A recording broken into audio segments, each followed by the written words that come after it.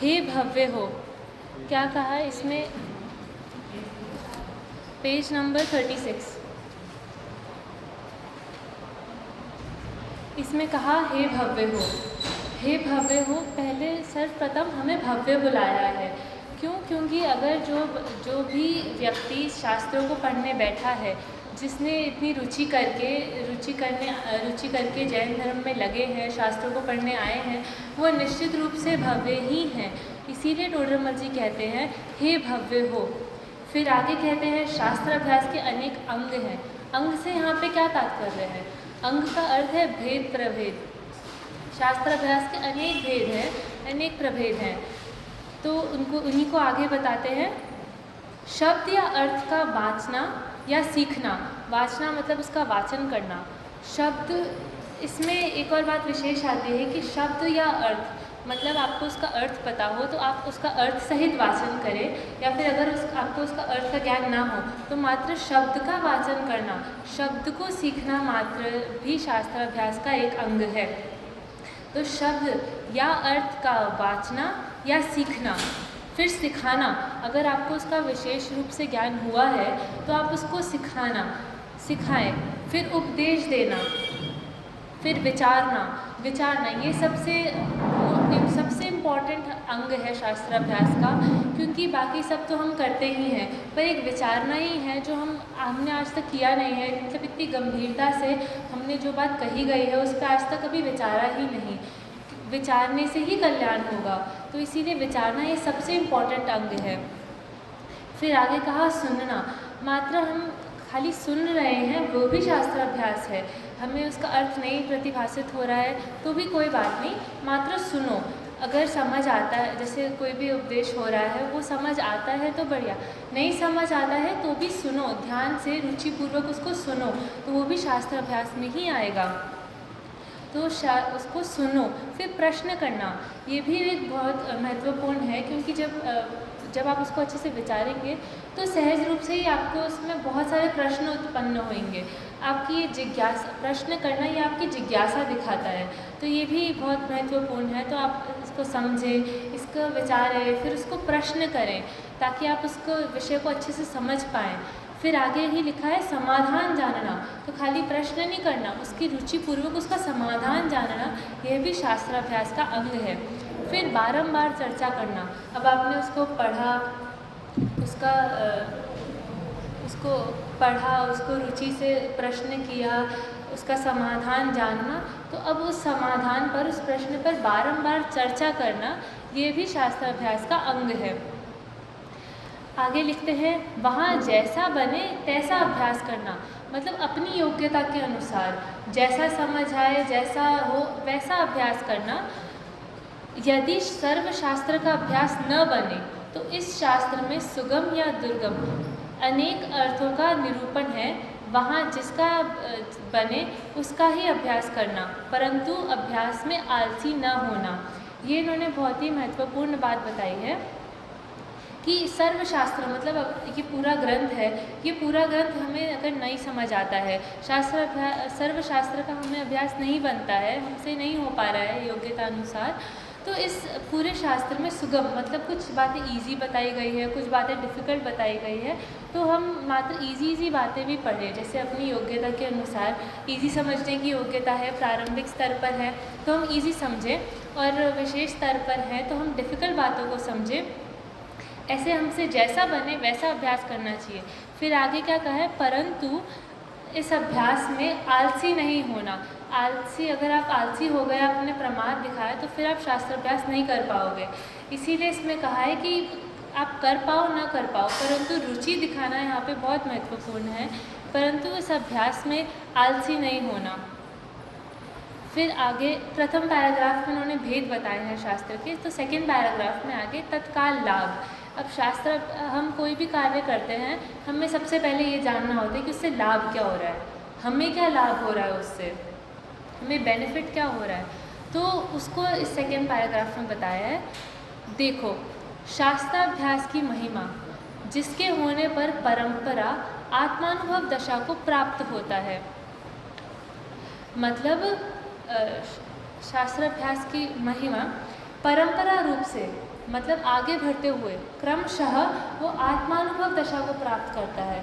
मतलब शास्त्राभ्यास के जो अंग हैं उनमें हम आगे बढ़ते रहे, पहले नहीं समझ आ रहे हैं पहले सुने, फिर आगे समझते हुए उसमें प्रश्न करें, फिर और समझ आ रहे तो उपदेश है। ऐसे करते करते धीरे धीरे आत्मानुभव की परंपरा रूप से आत्मानुभव दशा को प्राप्त करवाता है और फिर आगे क्रमशः मोक्ष रूप फल को प्राप्त करवाता है।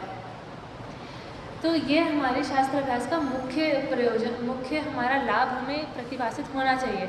फिर भी आगे और गुण बताए हैं कि ये तो हो गया परंपरा से, मतलब ये तो बाद में आएगा, धीरे धीरे प्रकट होएगा, मोक्ष भी, आत्मानुभव भी धीरे धीरे प्रकट होएगा, फिर मोक्ष भी धीरे धीरे प्रकट होएगा। परंतु अभी तत्काल लाभ क्या है? तो आगे कहते हैं यह तो दूर ही रहो, तत्काल ही इतने गुण प्रकट होते हैं। मतलब तत्काल ही इतने गुण प्रकट होते हैं तो सोचो आप बाद में कितने गुण धीरे धीरे प्रकट हो रहे हैं। तो तत्काल ही इतने गुण प्रकट होते हैं। तो 10 मुख्य गुण यहाँ पर, 10 लाभ हमें बताए हैं यहाँ पर। सर्वप्रथम क्रोध आदि कषायों की तो मंदता होती है। मतलब जितनी भी कषाएँ हैं हमारा मतलब क्रोध करना, मान, माया, लोभ, सब धीरे धीरे कम होता रहता है। फिर आगे कहते हैं पंच इंद्रियों के विषयों में प्रवृत्ति रुकती है। मतलब हमारे पंच इंद्रियों स्पर्श, रसना, घ्राण, चक्षु, ये सभी इंद्रियों की जो हमारे विषय भोगने में इच्छा उत्पन्न होती है कि हमें ये मिल जाए वो मिल जाए, वो हमारी इच्छा मंद होती है, इच्छा शांत होती है, धीमी होती है। आगे कहा है अति चंचल मन भी एकाग्र होता है। ये बात बहुत ध्यान देने योग्य है। जिनवानी में जो मन है उसको बंदर का उदाहरण देकर समझाया गया है, क्योंकि बंदर कैसा होता है, बहुत चंचल होता है, इधर से उधर उछलता रहता है। तो वैसे ही मन को बताया है। हमारा भी मन, अभी हम यहाँ पर भी बैठे हैं तो हमारा मन इधर उधर ही भटकता रहेगा। तो इसीलिए कहते हैं कि जो मन रूपी बंदर है उसको जिनवानी रूपी वृक्ष पर छोड़ दो। आप ऐसे ही उसको छोड़ दोगे तो इधर उधर घूमकर पूरा बाग नष्ट कर देगा, मतलब हमारा पूरा ध्यान ही नष्ट कर देगा, हमारा उपयोग नष्ट कर देगा। पर जो मन रूपी बंदर है उसको अगर जिनवानी रूपी वृक्ष पर हमने छोड़ा तो वो चारों अन्य योगों रूपी जो उसकी शाखाएं हैं उसी में घूमता रहेगा, वो इधर उधर कुछ भी नुकसान नहीं करेगा, लाभ ही पहुँचाएगा।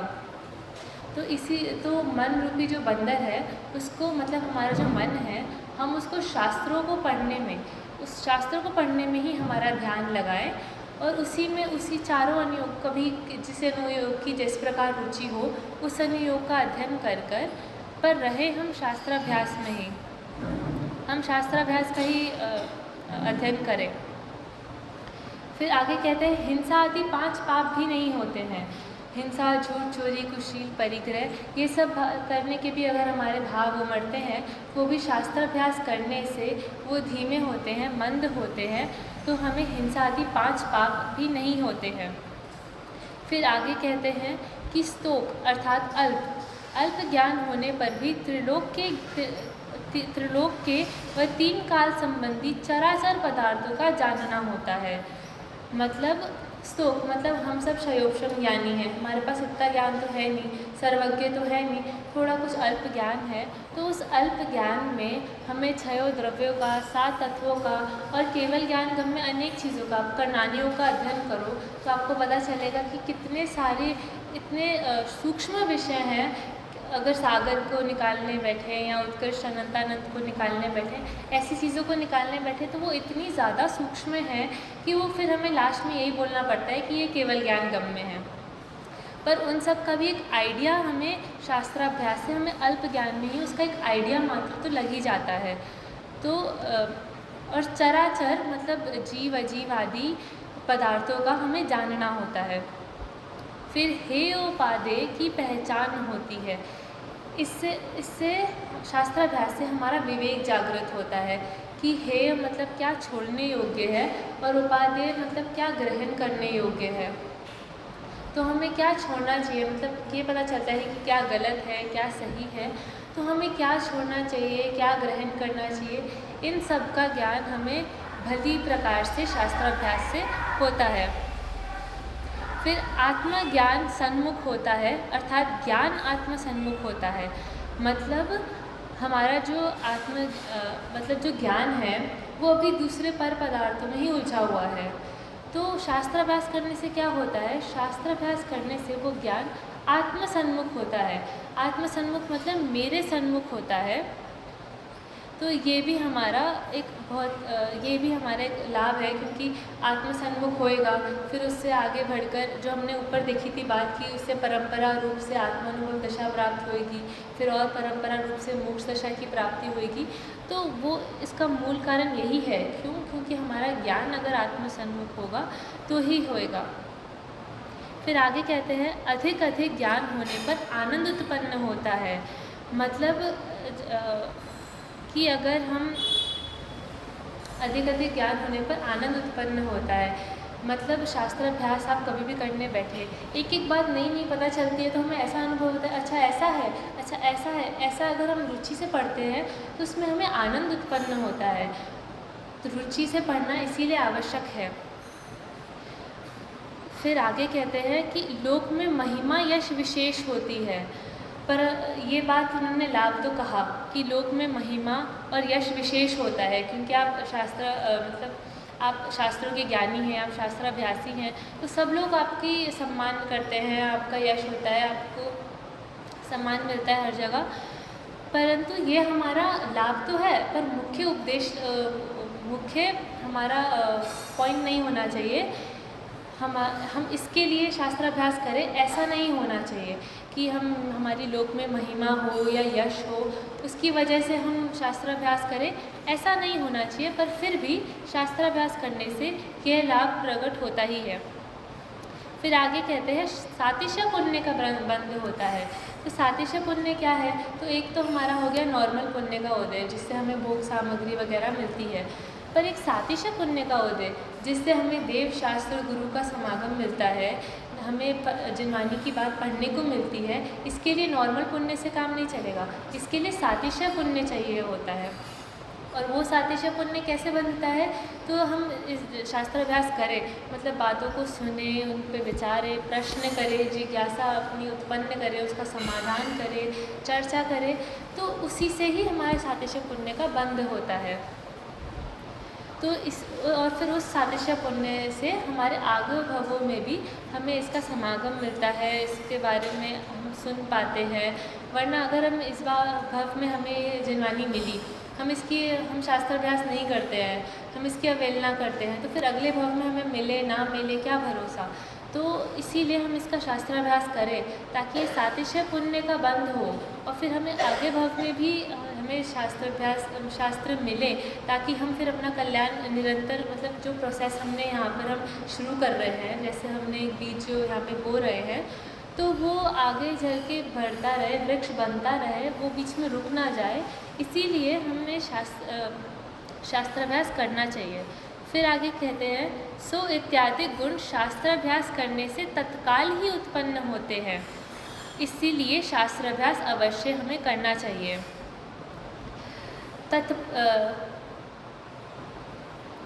तो ये इतने सारे गुण तो उन्होंने तत्काल ही बता दिए। मतलब अगर अभी हम शास्त्राभ्यास करने बैठे तो अभी की अभी हमें ये सारे गुण प्रकट हो जाएंगे, ये सारे लाभ हमें अभी की अभी मिलेंगे, एक समय की भी देरी नहीं होगी, अभी मिलेंगे। तो अभी उन्होंने हमें बताया भेद प्रभेद और शास्त्राभ्यास से क्या लाभ है। आगे तीसरे पैराग्राफ में बताते हैं कि कितनी दुर्लभता है। मतलब हमने 10 दुर्लभ भी सुने हैं, तो उसी को अलग रूप में यहाँ पर कहा है कि शास्त्राभ्यास की कितनी दुर्लभता है। हमें ये शास्त्र उपलब्ध होना ही कितनी दुर्लभ है। हमें ये शास्त्र मिलना, हमें सुनने का मौका मिल रहा है, हमें मन मिला कि हम सोच सके, विचार सके, ये ही कितना दुर्लभ है। इसी को आगे कहते हैं तथा हे भव्य, शास्त्राभ्यास करने के समय की प्राप्ति महादुर्लभ है। मतलब हमें ये समय मिले, हमारी ज़िंदगी में हम इतने बिज़ी होते हैं, हर चीज़ में हम लगे रहते हैं, हमें समय ही नहीं मिलता शास्त्राभ्यास करने का। तो हमें ये समय मिल रहा है, ये महादुर्लभ है। कैसे? सो कहते हैं तो कि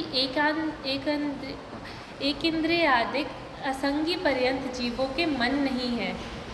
मतलब हम एक इंद्रिय से लेकर पंचेंद्रिय जीव होते हैं, उसमें पंचेंद्रिय असैनी तक जिनके मन नहीं है, तो एक इंद्रिय से लेकर जिनके मन नहीं है, उनके मन नहीं होने से वो उस बात में विचार ही नहीं कर पाते, वो उसको सुन नहीं पाते, समझ नहीं पाते, उस पर विचार नहीं कर पाते।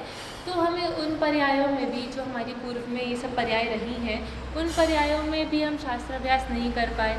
फिर आगे नारकी वेदना से, मतलब नारकी की इतनी वेदना होती है, हम छेड़ाला में कितने नारकी के दुख पड़ चुके हैं।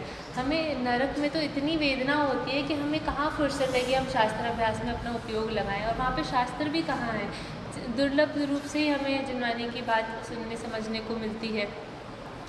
तो वहाँ पे और वेदना के समय भी अगर हमें भी कहीं चोट लग जाती है तो पूरा टाइम हमारा उपयोग उसी में लगा रहता है।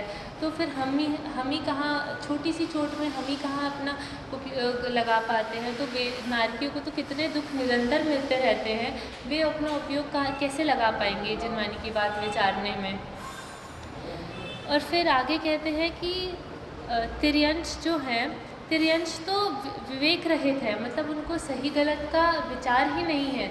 तो वो कैसे समझेंगे, वो महिमा उनको कैसे आएगी शास्त्राभ्यास की। उन्हें पता ही नहीं होगा ये क्या सही है क्या गलत है। जब विवेक ही नहीं है तो उनको महिमा कैसे आएगी, तो वो भी शास्त्राभ्यास नहीं कर पाएंगे। इसीलिए और फिर एक और पॉइंट, इसीलिए और जो देव हैं वो विषय आसक्त हैं, मतलब जो देव हैं वो निरंतर ही विषयों में लगे हुए हैं, उनको भी बिल्कुल समय नहीं मिलता, उनको भी वो विचारते ही नहीं हैं शास्त्राभ्यास में ज़्यादा, क्योंकि वो निरंतर, उनको तो पंचेंद्रिय के भोग एकदम अच्छी तरीके से मिल रहे हैं। तो इसीलिए फिर वो पंचेंद्रिय भोगों में ही रहते हैं, उनको महिमा ही नहीं आती। इसीलिए मनुष्य को अनेक सामग्री मिलने पर शास्त्राभ्यास होता है। इसीलिए हमें ये मनुष्य पर्याय ही है जिसमें हम बैठकर 2 मिनट शांति से हम शास्त्राभ्यास कर तो सकते हैं। तो इसीलिए उसकी महादुर्लभ है, क्योंकि मनुष्य पर्याय भी कितनी मिलती है, इतने सागर पर्यंत, सागर की तो कल्पना ही हम नहीं कर पाते, इतने सागर पर्यंत तो देव में रहना पड़ता है। फिर नारकी भी है, फिर उसके बाद कितनी जीव योनियाँ हैं, हमें मनुष्य पर्याय हमें कितनी दुर्लभता से मिलती है। तो उसका एक एक क्षण हमें उपयोग में लेना चाहिए और उसमें हमें शास्त्राभ्यास करना चाहिए। मनुष्य पर्याय की प्राप्ति ही द्रव्य क्षेत्र काल भाव से महादुर्लभ है। तो अब द्रव्य क्षेत्र काल भाव, ये 4 पॉइंटर से, फैक्टर से वो ये बताते हैं कि कैसे मनुष्य पर्याय पाना कैसे महादुर्लभ है। इसको 4 पॉइंटर्स के माध्यम से बताया है। तो पहला, वहाँ द्रव्य से तो लोक में मनुष्य जीव बहुत अल्प है, तुच्छ संख्यात मात्र ही है, और अन्य जीवों से निगोदिया अनंत हैं, दूसरे जीव असंख्यात है। मतलब ये पूरा लोक है, उसमें मध्य लोक ही कितना छोटा सा है, कितने असंख्य देव हैं, असंख्य नारकी हैं, और निगोदिया जीव ही जिनके पास मन नहीं है, इंद्रियां नहीं है, समझ नहीं सकते, वो अनंत हैं। मनुष्य की गिनती करने पर आए तो मनुष्य कुछ है, मतलब एक समुद्र में एक बूंद के बराबर इस पूरे लोक में हम मनुष्य हैं। तो द्रव्य से भी हमें मनुष्य पर्याय पाना वैसे भी दुर्लभ है। फिर आगे क्षेत्र से देखें तो तथा क्षेत्र से मनुष्य का क्षेत्र बहुत स्तोक, मतलब थोड़ा सा है, 2.5 द्वीप मात्र ही है, और अन्य जीवों में एक इंद्रियों का क्षेत्र सर्वलोक है, दूसरों का कितना ही राजू प्रमाण है। मतलब हमने द्रव्य से तो देखा कि मनुष्यों की गिनती बहुत कम है, अब क्षेत्र से भी कम है। पूरे लोक में मध्य क्षेत्र के भी 2.5 द्वीप में, 2.5 द्वीप जितने जगह में ही मनुष्य रह सकते हैं। बाकी आप देखो देव कितने सारे हैं, नारकी कितने सारे हैं, और निगोदिया जीव कहा है कि निगोदियों एक इंद्रियों का तो क्षेत्र सर्वलोक है, मतलब वो तो पूरे लोक के एक एक कण में निगोदिया जीव भरे हुए हैं। परंतु मनुष्य का देखो तो मनुष्य 2.5 द्वीप, उसके कंपैरिजन में देखें वैसे गणना करने जाएं तो 2.5 द्वीप भी हमें बहुत बड़ा लगता है, पर अगर हम लोक के सामने देखें, संपूर्ण लोक को अपने एक बार ज्ञान में विराजमान करें, तो उसके सामने 2.5 द्वीप कितना सा है। तो क्षेत्र से भी मनुष्य पर्याय पाना बहुत दुर्लभ है। फिर काल से मनुष्य पर्याय में उत्कृष्ट रहने का काल स्तोक है, कर्म भूमि अपेक्षा पृथकत्व कोटि पूर्व मात्र है और अन्य पर्याय में उत्कृष्ट रहने का काल एक इंद्रिय में तो असंख्यात पुद्गल परावर्तन मात्र और अन्यों में संख्यात पल्ले मात्र है। अब आपने देखा होगा हर में एक इंद्रियों से कंपेयर करा है, तो उन्होंने मैक्सिमम बताया है कि किसी किसी का तो इतना ज़्यादा है और फिर उसके आगे मनुष्य कितने थोड़े से हैं। तो काल से भी बताया कि हम आयु को देखें, मनुष्य पर्याय की उत्कृष्ट आयु कितनी ही है, मनुष्य की वो स्तोक है, अल्प कहा है उसको। कर्म भूमि भोग भूमि की तो फिर भी थोड़ी सी लंबी होती है, वो भी आगे के मतलब देवों के कंपैरिजन में वो भी कम है, परंतु कर्म भूमि की अपेक्षा तो पृथकत्व कोटि पूर्व मात्र ही है। और अन्य पर्याय में उत्कृष्ट रहने का काल मतलब एक इंद्रिय जीवों की देखें तो एक इंद्रिय जीव की तो असंख्यात पुद्गल परावर्तन है। पुद्गल परावर्तन खुद ही इतना बड़ा होता है कि उसकी कल्पना करना बहुत दुर्लभ है, पर वो भी असंख्यात पुद्गल परावर्तन जितनी तो आयु होती है एक इंद्रिय जीव की, और उसके आगे हम मनुष्य की देखो, पंचम काल में तो वैसे भी उत्कृष्ट आयु मनुष्य की 120 वर्ष ही हो सकती है, तो कितना कम हो गया हमारे पास। और 120 तक भी कौन पहुंच पाता है, सब थोड़े थोड़े वर्षों तक ही हमें आयु मिलती है, इतने से वर्षों की तो आयु मिलती है, उसको भी हम विषय भोगों में अगर ही निकाल देंगे तो हमें फिर कहाँ कब कैसे संयोग मिलेगा जन्मानी का। तो काल की अपेक्षा से भी मनुष्य पर्याय थोड़ी सी ही है, स्तोक है। और भाव अपेक्षा से तो भाव अपेक्षा से तीव्र शुभाशुभ पने से रहित ऐसे मनुष्य पर्याय के कारण रूप परिणाम होने अति दुर्लभ है। मतलब अब हम देव नारकी या एक निगोदिया त्रियन शादी में हैं, तो वहाँ पर इतने तीव्र शुभ और अशुभ भाव होते हैं कि मतलब मनुष्य आयु के जो कारण है अल्पारंभ और अल्प परिग्रह, ऐसे भाव आना बहुत दुर्लभ है। कुछ ही जीव होते हैं, कुछ ही ऐसे भाग्यशाली लोग होते हैं जिनको ऐसे भाव आते हैं अल्पारंभ के अल्प परिग्रह से, जिससे फिर मनुष्य गति बंद कर उनको मनुष्य भाव मिलता है। तो उस अपेक्षा से भी भाव अपेक्षा से भी बहुत कम लोगों के ऐसे भाव आते हैं, तो इसीलिए मनुष्य पर्याय पाना बहुत ही महादुर्लभ है। आगे अन्य पर्याय के कारण अशुभ रूप या शुभ रूप होने सुलभ है।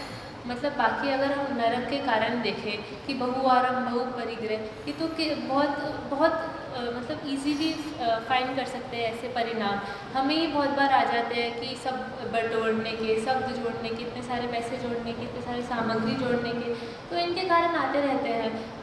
तो पर मनुष्य के लिए जो प्रैक्टिस चाहिए, जो परिणाम चाहिए, वैसे एग्जैक्ट परिणाम आना, उस प्रकार के परिणाम आना, ये बहुत ही दुर्लभ है। अशुभ रूप व शुभ रूप परिणाम होना दुर्लभ है। आगे फिर इस प्रकार उन्होंने शास्त्राभ्यास का कारण जो पर्याप्त कर्म भूमिया मनुष्य पर्याय है, उसका हमें दुर्लभपना बताया है कि कर्म भूमि में आए हम, मनुष्य पर्याय हमें मिली, हम जन्मानी सुनने बैठे हैं, ये बहुत दुर्लभ है। इस दुर्लभता को उन्होंने द्रव्य क्षेत्र काल भाव से हमें समझाया है। तो हमें शास्त्राभ्यास जो हम कर रहे हैं अभी 10 दिन तक हम शास्त्राभ्यास करेंगे, पूजन में भी देखेंगे, बाकी प्रवचन भी है, हम सब सुनेंगे, और हम आप खुद भी जाकर घर पर हम शास्त्राभ्यास करेंगे। तो वो हम क्यों करें, हमें उसकी महिमा आनी चाहिए। तो वो महिमा हमें यहाँ पर उन्होंने करवाई गई है। टोडरमल जी ने हमें यहाँ पर उसकी पूरी महिमा कराई है कि हमें शास्त्राभ्यास क्यों करना चाहिए। आगे शास्त्राभ्यास की प्रभावना, शास्त्राभाव से प्रभावना। हम सोचते हैं कि प्रभावना किससे होगी, धन से होगी प्रभावना, कि हमारे पास बहुत धन है तो हम प्रभावना कर पाएंगे, हम पंच कल्याण करवा कर या अन्य चीज़ें करवा कर हम ऐसे प्रभावना कर पाएंगे। तो उसको यहाँ पे कहा है कि नहीं, उन सब चीज़ों से प्रभावना नहीं होती है, प्रभावना होती है शास्त्राभ्यास से। अगर हमें स्वयं शास्त्र का अभ्यास नहीं होगा तो हम अच्छे रूप से प्रभावना नहीं कर पाएंगे। तो हमें शास्त्राभ्यास होना चाहिए। अगर हमें प्रभावना करनी है अपने जैन धर्म की, सब चाहते हैं कि हमारे जैन धर्म पूरी दुनिया में फैले, सब उसका, क्योंकि हमें पता है ये सही धर्म है, तो हम सब चाहते हैं कि हमें पूरी पूरी दुनिया इसको जाने, सब अपना कल्याण करे। तो हम प्रभावना करना चाहते हैं, तो प्रभावना कैसे होगी उसको भी उन्होंने यहाँ पे समझाया है कि इस काल में आयु, बुद्धि आदि अल्प है, इसीलिए प्रयोजन मात्र अभ्यास करना शास्त्रों का तो पार है नहीं। मतलब शास्त्र तो हमारे पास बहुत सारे हैं, हर प्रकार के शास्त्र उपलब्ध हो जाएंगे। आप कोई भी टॉपिक लो, कोई भी मैटर लो, उसका आपको कोई ना कोई शास्त्र अवश्य मिल जाएगा। ऐसा कोई टॉपिक ही नहीं है जिसके ऊपर आज तक कोई शास्त्र नहीं लिखा गया। लौकिक में देखो, अलौकिक में देखो, हर टॉपिक पे कोई ना कोई शास्त्र लिखा गया है। तो इसमें क्या कहते हैं, प्रयोजन मात्र का अभ्यास करना। हमें अभी हमने देखा कि हमारे कितनी दुर्लभ पर्याय है, तो हमारे पास आयु कितनी सी है। अब उस आयु को हम अन्य शास्त्रों का अभ्यास करने में अगर लगा देंगे तो हम अपना कल्याण कैसे कर पाएंगे। तो इसीलिए कहा हमें प्रयोजन मात्रा का करना चाहिए। सिर्फ जैन धर्म के शास्त्रों का हमें अध्ययन करना चाहिए, बाकी जो भी लौकिक हमें बुक्स मिलती है, शास्त्र मिलते हैं, इनका अध्ययन हमारे पास अगर समय होता तो हम कर लेते, परंतु हमारे पास समय है कहाँ। इतनी दुर्लभ पर्याय है, हमारे पास समय है नहीं, एक पल भी नहीं है हमारे पास गंवाने के लिए। तो इसीलिए हमें प्रयोजन मात्र का ही अभ्यास करना चाहिए। लिखा है, आगे लिखते हैं, और सुन, कुछ जीव व्याकरण आदि के बिना भी तत्वोपदेश रूप भाषा शास्त्रों के द्वारा व उपदेश सुनकर तथा सीखने से तो तत्वज्ञानी होते देखे जाते हैं। मतलब हम मुख्य रूप से बोलते हैं कि हमें तो पढ़ना ही नहीं आता, तो हम शास्त्र अभ्यास कैसे करें, कि हिंदी पढ़ना नहीं आता या इंग्लिश में जैसे भी शास्त्र हो, हम अभ्यास कैसे करें। तो कहते हैं कि व्याकरण आदि के ज्ञान बिना अगर हमें उस भाषा का अच्छे से व्याकरण नहीं पता, ग्रामर नहीं पता, फिर भी हम एक आइडिया लगाकर हम दूसरों से सुनकर समझकर उस बात का शास्त्र अभ्यास कर सकते हैं। और ऐसे कर उपदेश सुनकर और खुद सीख सकते हैं। ऐसे सुनकर तत्वज्ञानी होते देखे जाते हैं। और कई जीव केवल व्याकरण आदि के ही अभ्यास में जन्म गंवाते हैं और तत्वज्ञानी नहीं होते।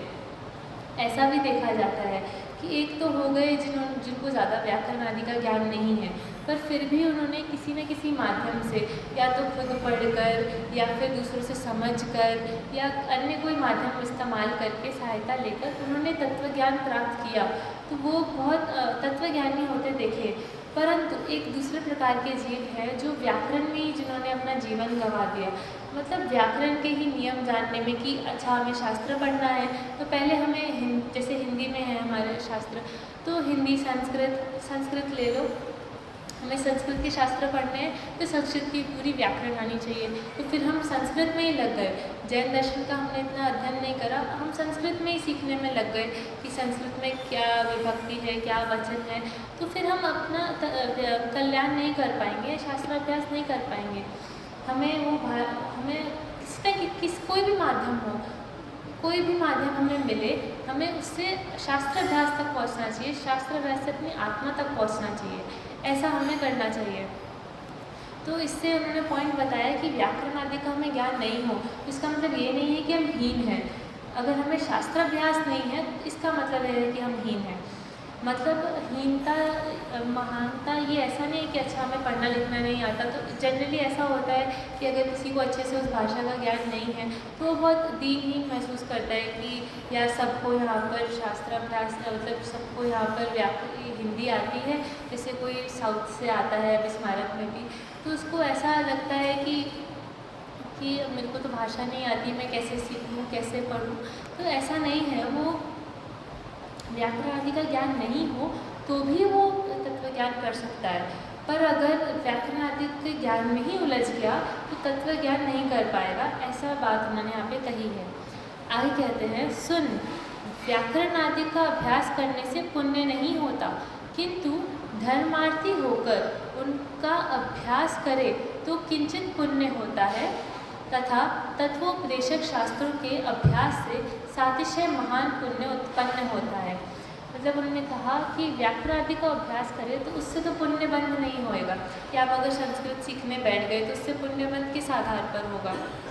पर अगर आप संस्कृत को या हिंदी को आप जैन धर्म के स्वाध्याय के लिए पढ़ रहे हो कि मैं जैन धर्म की बात को सीधा आचार्यों ने क्या कहा है उसको समझ पाऊँ, इस उद्देश्य से आप अगर प्राकृत संस्कृत ये सब भाषाओं का यदि ज्ञान कर रहे हो तो उनसे किंचित पुण्य का बंध होता है।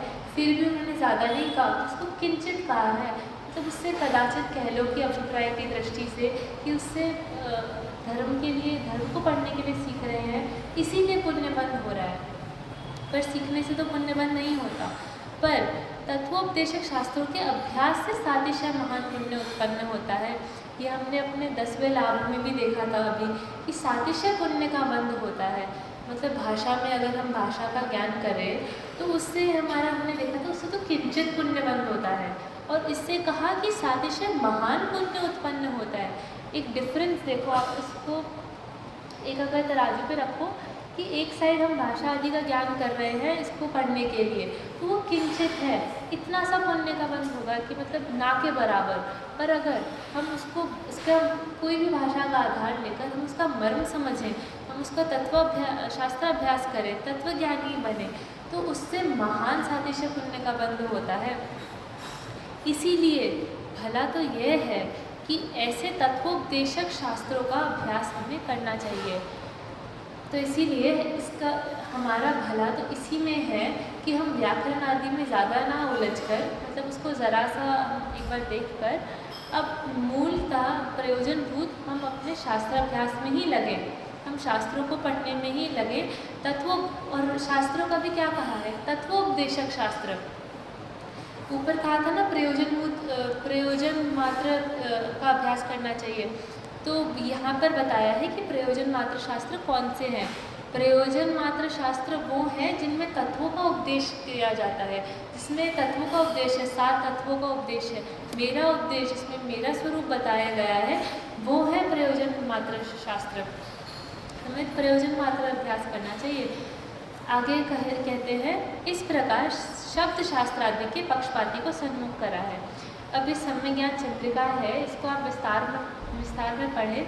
इसमें अलग अलग टाइप के लोगों को शास्त्र अभ्यास में लगाने का प्रयास करा है, सफल प्रयास करा है। इसमें तो एक अंश मात्र दिया है उन्होंने, स्टार्टिंग में थोड़ा सा शब्द शास्त्र आदि का, और उसके बाद अभी हम देखेंगे अर्थ के पक्षपाती, मतलब धन के पक्षपाती का। परंतु सम्य ज्ञान चंद्रिका को आप पढ़ें, उसमें प्रथमानी योग के पक्षपाती, करणानी योग के पक्षपाती, ऐसे कर करके फिर अन्य बहुत प्रकार के जीवों को शास्त्राभ्यास में लगाने का उन्होंने उपाय दिया है। तो अभी हमने शब्द शास्त्र आदि का देख लिया कि जो लोग शब्द और शास्त्रों को मुख्य रखते हैं कि शब्द के ज्ञान बिना शास्त्राभ्यास नहीं होता, ऐसा मानते हैं, तो शब्द शास्त्र आदि के मुख्य लोगों को, मतलब जो उसमें लगे रहते हैं, उनको यहाँ पर सन्मुख किया है, मतलब शास्त्राभ्यास में जोड़ा गया है। आगे देखते हैं अर्थ का पक्षपाती। अर्थ मतलब धन का पक्षपाती, जो धन की मुख्यता जिसके जीवन में दिखाई देती है, जो हर चीज़ धन के लिए करता है, धन के पीछे ही भागते रहते हैं, उनको सन्मुख यहाँ पर किया गया है, उनको शास्त्राभ्यास में जोड़ा गया है। उनके तो पहले उन्होंने एक उनका पक्ष बताया कि वो क्या कहते हैं, अपने धन का पक्षपाती हैं, तो वे धन के संबंध में धन से क्या कहते हैं, उनको ऐसा लगता है कि धन से प्रभावना होती है, तो वो अपना पक्ष रखते हैं। तो उसमें कहा कि सर्व कार्य धन से बनते हैं, तो वे 3 पॉइंट्स बोलते हैं। पहला पॉइंट कि सर्व कार्य धन से होते हैं, मतलब कुछ भी काम हो, आप दुनिया के सारे काम धन से बन सकते हैं। धन, अगर आपके पास बहुत अधिक धन हो तो आप इस दुनिया को कोई भी कार्य करा सकते हो, तो ये वो पहला पॉइंट रखते हैं। दूसरा पॉइंट रखते हैं धन से ही प्रभावना आदि धर्म होते हैं, मतलब हमें पंचकल्याण कराना हो या कुछ भी करना हो, प्रभावना करानी हो, कोई शिविर लगाना हो, उसके लिए हमें धन की आवश्यकता है। तो उसमें धन की जो पक्षपाती है, जो धन का पक्ष रखते हैं, वो यही कहते हैं कि धन से ही प्रभावना होती है। अगर धन नहीं हो तो शिविर कैसे लगाए, पंचकल्याण कैसे करें, इसीलिए धन की आवश्यकता है, वो ये सिद्ध करते हैं। आगे थर्ड पॉइंट कहते हैं कि धनवान के निकट अनेक पंडित आकर रहते हैं, कि जो भी धनवान व्यक्ति होता है उसके आसपास अनेक पंडित रहते हैं, ऐसा भी वो करते हैं, तो वैसे उससे भी उनकी प्रभावना होती है। अन्य भी सर्व कार्यों की सिद्धि धन से ही होती है, अतः धन पैदा करने का उद्यम करना चाहिए। ऐसा उन्होंने अपना मत रखा, अपना पक्ष रखा कि उनके क्या रीज़न थे, वो क्या रीज़न देते हैं धन पैदा करने के लिए। तो अब उसका निराकरण करते हुए डोडरमल जी कहते हैं, उसको कहते हैं अरे पापी। पहले तो देखो विशेषण क्या दिया, अरे पापी। पूरा ये प्रकरण था उसमें उन्होंने कहीं भी ऐसा विशेषण नहीं दिया, कहीं कहा सूक्ष्म बुद्धि, मतलब कहीं कहा स्थूल बुद्धि, कहीं कहा सूक्ष्माभास बुद्धि, परंतु वैसे किसी को डायरेक्ट पापी कभी नहीं कहा। और यहाँ पर पापी उन्होंने इसीलिए नहीं कहा है कि जो धन के पक्ष में रहते हैं उनकी निंदा करने के लिए, उनको मतलब उनको गाली देने के लिए या गुस्से में, ऐसा कुछ भी नहीं है। ये विशेषण उन्हें इसीलिए दिया है ताकि वो इस बात को बता सके कि ये बात कितनी गलत है। आप धन के पक्ष में हो रहे हो, ये बात कितनी गलत है, उस बात को बताने के लिए उन्होंने यहाँ पर विशेषण दिया, उसकी गंभीरता दिखाने के लिए कि अरे पापी, धन कुछ अपना उत्पन्न किया तो होता नहीं है।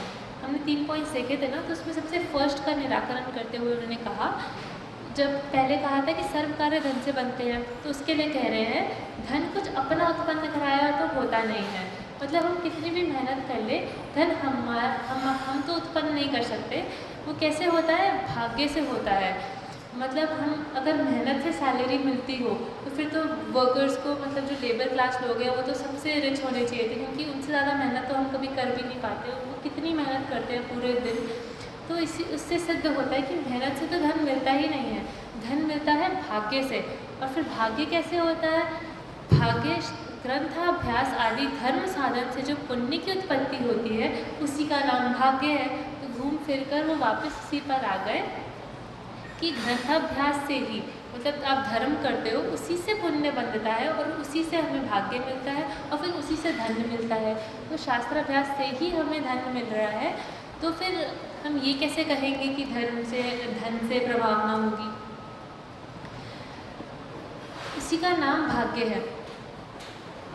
हमें कुछ भाग्य से हमें धन मिलता है, भोग सामग्री मिलती है, तो उसका आधार भी ग्रंथाभ्यास है। ये बात उन्होंने बताई। आगे यदि धन होना है तो शास्त्राभ्यास करने से कैसे नहीं होगा। मतलब अगर आपके भाग्य में है धन आना, आपके भाग्य में है कि आपको बहुत धनवान होना है, तो आप पूरे दिन कुछ नहीं करो, शास्त्राभ्यास ही करते रहो, तो भी कोई आपकी जेब में आकर पैसे रख जाएगा, पर आपको पैसे मिलने होंगे तो आपको मिल जाएंगे। शास्त्राभ्यास करने की वजह से आपके वो जो भाग्य है वो बढ़ेगा ही, कम नहीं होएगा कभी। कोई ऐसा समझे कि हम शास्त्राभ्यास ना करके धन कमाने में लगे तो उससे धन आएगा, ऐसा नहीं है। हम धन का इतना मुख्यता ना रखकर हम अपना उपयोग शास्त्राभ्यास में लगाएं तो धन जितना आना होगा वो उतना ही आएगा। और अगर इससे कुछ इंटरफेरेंस मतलब होगी, मतलब इससे कोई फ़र्क पड़ेगा धन के आने जाने पर, तो धन बढ़ेगा ही, घटेगा कभी नहीं। क्यों? क्योंकि हमने देखा था ग्रंथाभ्यास ही कारण है भाग्य होने का, तो उससे धन भी बढ़ेगा ही, कम नहीं होएगा। और फिर आगे कहते हैं अगर नहीं होना होगा तो शास्त्राभ्यास नहीं करने से कैसे होएगा। कि अगर हम शास्त्राभ्यास छोड़कर बैठ जाए तो वो नहीं करना होगा, तो वो शास्त्राभ्यास छोड़ने से कैसे हो जाएगा। वही बात बताई है कि शास्त्राभ्यास से इसमें तो कोई डिपेंडेंट ही नहीं है। धन आना होगा, यदि धन होना होगा, यदि धन नहीं होना होगा, दोनों में ही शास्त्राभ्यास नहीं करने से हमारा कुछ प्रयोजन सिद्ध नहीं होता। शास्त्राभ्यास करना, तो शास्त्राभ्यास हम नहीं करें तो भी वही बात है कि आना होगा तो आएगा, नहीं आना होगा तो नहीं आएगा, तो उसमें शास्त्राभ्यास का कोई रोल ही नहीं है। तो इसीलिए हमें शास्त्राभ्यास करना ही चाहिए, क्योंकि अगर हम उसकी वजह से छोड़ रहे हैं तो वजह तो उन्होंने यहाँ पे सिद्ध कर दी है कि वैसा कुछ है ही नहीं। फिर आगे कहते हैं कि इसलिए धन का होना ना होना तो उदयाधीन है। उदयाधीन या भाग्य से होता है, एक ही बात है। धन होना न होना दोनों उदयाधीन है। शास्त्राभ्यास में क्यों शिथिल होता है, तो मतलब जब वो उदयाधीन है तो शास्त्राभ्यास करने से तो अभी हमारा महापुण्य का, सादृश्य पुण्य का बंद हो रहा है, तो वो तो उदयाधीन है, सो आना होगा सो आता रहेगा। पर अभी हम अपना पुण्य बांधना क्यों छोड़ें, अभी हम अपना स्वरूप समझना क्यों छोड़ें। हमें यहाँ पर बता रहे हैं कि तू भगवान आत्मा है, तो हम अपने आप को भगवान आत्मा सुनने से क्यों से हटे। तो शास्त्राभ्यास में क्यों शिथिल होता है? और सुन, धन है वह तो विनाशिक है, भय संयुक्त है, पाप से उत्पन्न होता है और नरक आदि का कारण है। ये टोडरमल जी की शैली है कि वो पहले एक पॉइंट को रखते हैं, मतलब जैसे कोई उदाहरण भी रखा या फिर यहाँ पे पॉइंट्स रखे हैं, विनाशिक है, भय संयुक्त है, तो वो नेक्स्ट पॉइंट में उसका निराकरण ऐसे एकदम क्रमशः करते हैं। आप उदाहरण मिलाने बैठोगे तो वो एक एक वर्ड मैच होएगा।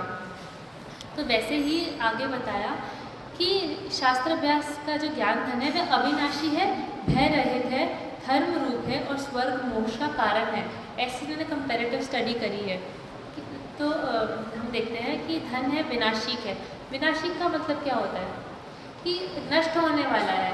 जब हम यहाँ से जाएंगे किसी अन्य गति में तो हमारे पास धन कैसे रहे, हम धन लेकर थोड़ा ना जा सकते, तो वो यही छूट जाएगा, विनाशिक है। और हमारे जीते जी हाँ वही जीते जी भी हमारा पाप के उदय में कितना दिखता है कि कोई करोड़पति इंसान भी रोडपति हो जाते हैं। तो मतलब वो विनाशिक है। एक सेकंड में पाप का उदय आया, एक सेकंड में आपकी कितनी भी संपत्ति हो, कितनी भी हो, वो एक सेकंड में छूट जाएगी। तो वो विनाशिक है, भय संयुक्त है। मतलब आपके पास जितना सामान हो आपको उतना डर लगता है कि कोई चोर ना आ जाए, चोरी ना हो जाए, कोई हमारा ये सामान ले ना जाए। आपके पास अगर एक फ़ोन भी है, कोई महंगा फ़ोन है, तो आपको ये लगता है कि अब कोई देख तो नहीं रहा, कोई ले तो नहीं जाएगा। मतलब ऐसा एक डर रहता है। आप कहीं छोड़ के भी चले जाओ तो आप एक सेकंड में उसको वापस लेने आते हो। और आपके पास कोई नॉर्मल सा फ़ोन हो तो आपको लगता है कि इसको तो कौन ही उठा के लेकर जाएगा। मतलब जितना आप ज़्यादा अधिक लग्जरी लाइफ बढ़ती है, जितने हमारे पैसे बढ़ते हैं, तो उतना हमें भय उत्पन्न होने लग जाता है। किसी के पास कम पैसे हो तो उनको इतना ज़्यादा भय नहीं होता कि चलो ठीक है जैसा भी है सही है, कोई चोर भी आ जाएगा तो वो क्या ही चुरा के लेके जाएगा। पर जिसके पास बहुत धन होता है उसको हर समय लगा रहता है कि मुझे भय लगा रहता है कि ये धन मेरे पास है, ये चला ना जाए, चला ना जाए। तो वो भय संयुक्त है। तो ऐसे धन का भी क्या फ़ायदा जो हमेशा आकुलता उत्पन्न कराता रहे, तो वो भय संयुक्त है। फिर पाप से उत्पन्न कराता है, पाप से उत्पन्न होता है। मतलब धन कमाने के लिए हमें किसी न किसी प्रकार से पाप हमें करना ही पड़ता है।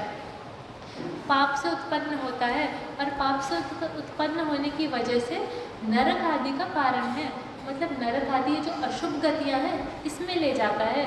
तो यहाँ पे देखो धन के कितने नुकसान हैं। 4 नुकसान तो उन्होंने प्रकट रूप से बता दिए, बाकी हम अपने एनालिसिस करने जाए तो हमें कितने कितने मिल जाते हैं कि नुकसान ही नुकसान है। 4 तो यहाँ पे मुख्य बस गिनाने की दृष्टि से कि कितने गिनाएं, उसके लिए 4 उन्होंने गिना दिए। तो अब आगे उसका बताते हैं कि शास्त्राभ्यास का जो ज्ञान धन है वह अविनाशी है। ऊपर कहा था विनाशिक है, मतलब या तो अगले भव में या इसी भव में छूट जाएगा। उन्होंने क्या कहा, शास्त्राभ्यास अविनाशी है, मतलब इस भव में तो छूटेगा नहीं। मतलब आपसे आपका शास्त्राभ्यास, आपका ज्ञान कौन छीन सकता है? ज्ञान तो हमारा स्वभाव है, हमारा ज्ञान तो हमसे कोई छीन ही नहीं सकता। तो हमारे ज्ञान में जो शास्त्राभ्यास है, हमारा श्रद्धान है, हमारा ज्ञान है, तो शास्त्राभ्यास का जो ज्ञान धन है वह अविनाशी है। उसको ना इस भव में ना अन्य किसी भव में कोई हमसे नहीं छीन सकता। ना कोई पाप का उदय आ जाए, कोई अनिष्ट संयोग आ जाए, कुछ भी आ जाए, शास्त्राभ्यास का जो हमारा ज्ञान धन है वो अविनाशी है, वो रहता ही है। आगे कहते हैं भय रहित है। मतलब अगर आपको ज़्यादा मतलब ज्ञान तो कोई चुरा नहीं सकता, तो अगर आपके पास ज़्यादा ज्ञान भी हो तो आपको भय किस बात का रहेगा? जब मेरे से मेरा कोई ज्ञान ले ही नहीं सकता तो भय किस बात का रहेगा? और ज्ञान दे हम किसी को ज्ञान दें तो हमारा ज्ञान ही बढ़ता है। तो हमसे कोई ज्ञान ले भी जाए तो उसमें हमारा ही बेनिफिट है। तो इसीलिए वो बहुत भय रहित है, हमें कोई आकुलता नहीं होती है हमारे ज्ञान की। तो वो धर्म रूप है। ऊपर कहा था ना पाप से उत्पन्न होता है, इसीलिए वो नरक आदि का कारण है। यहाँ पे कहा है धर्म रूप है और स्वर्ग मोक्ष का कारण है। मतलब हम शास्त्राभ्यास करते हैं वो धर्म रूप है, हमारे स्वभाव रूप है। ज्ञान श्रद्धा ये सब हमारे स्वभाव है, स्वभाव रूप है, धर्म रूप है, और इसीलिए वो स्वर्ग मोक्ष का कारण है। और यहाँ पर भी जो ये स्वर्ग बताया है ना, ये स्वर्ग वो है कि मोक्ष में एक समय मतलब मोक्ष प्राप्त हमें करना ही था, उससे जस्ट मतलब ऐसा समझो आप 1-2 अवतारी हो जाते हैं। शास्त्राभ्यास करने से हमें स्वर्ग या मोक्ष की प्राप्ति होती है। मतलब हम निकट भव्य हैं। जो शास्त्राभ्यास में अपनी रुचि लगाता है वो निकट भव्य है और इसीलिए उसको स्वर्ग और मोक्ष की प्राप्ति होती है। अब शास्त्राभ्यास करने से हमने पाप तो करा नहीं, हम पाप के कारण या पाप की वजह से हम शास्त्राभ्यास करने तो नहीं बैठ रहे, तो वो नरक आदि का कारण क्यों होगा? हम शास्त्राभ्यास करने बैठे और उसमें पाप बंद हो तब तो नरक आदि का कारण हो। पर जब इसमें हमने पढ़ा था सातिशय पुण्य का बंध होता है, महान पुण्य का बंध होता है, तो वो तो निश्चित रूप से ही स्वर्ग मोक्ष का कारण ही बनता है। आगे कहते हैं महंत पुरुष तो धनादिक को छोड़कर शास्त्राभ्यास में ही लगते हैं। आता ना, जो संसार विषय सुख हो तो तीर्थम कर क्यों त्यागे, काहे को शिव साधन करते संयम सो अनुरागे। मतलब तीर्थंकर चक्रवर्ती आदि का तो भोग आप देखो कि 96,000 रानियाँ, 32,000 मुकुटबद्ध राजा, इतने खंडों के पूरे भरत क्षेत्र के खंड के अधिपति, एक क्षेत्र राजा उनका चक्रवर्ती का, वे भी अपना चक्रवर्तित्व पद छोड़कर शास्त्राभ्यास में लगते हैं। तो हमें तो इतनी महिमा आनी चाहिए कि जो महंत पुरुष होते हैं वह धनादिक को छोड़कर, भोग सामग्री धनादिक को छोड़कर शास्त्राभ्यास में लगते हैं, दीक्षा लेते हैं, शास्त्राभ्यास में लगते हैं। और फिर आगे कहा तू पापी शास्त्राभ्यास को छोड़कर धन पैदा करने की बड़ाई करता है, कि महंत पुरुष तो धन को छोड़कर शास्त्राभ्यास में लगते हैं कि ये महान चीज़ है, इसको करने में लगते हैं, और हम उल्टा करते हैं, हम शास्त्राभ्यास को ही छोड़कर हम धन कमाने में लग जाते हैं। आगे कहा कि तो तू अनंत संसारी है, ये जैन धर्म की सबसे बड़ी गाली है कि तू अनंत संसारी है, मतलब आसपास मोक्ष बहुत दूर है तेरा, ये जैन धर्म की सबसे बड़ी गाली है।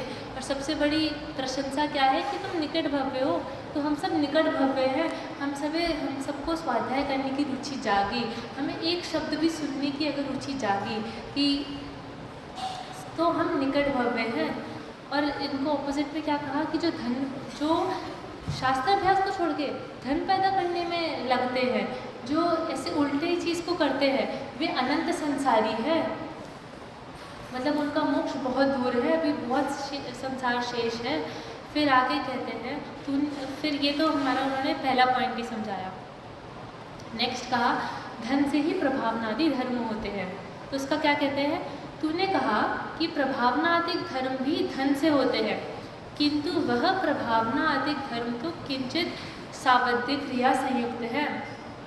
अब सावध्य क्रिया के भेदों में देखो तो वो बहुत विशाल है, उसकी चर्चा में चाहते हुए मतलब बहुत आरंभ और बहुत आरंभ लगता है। आप कोई भी पंचकल्याण करो, कोई भी शिविर करो तो कितनी मैनेजमेंट्स, कितना आपका उपयोग उसमें लग जाता है उसमें, और हिंसा भी कितनी होती है। आप देखो तो कितने सावध्य क्रिया संयुक्त होता है।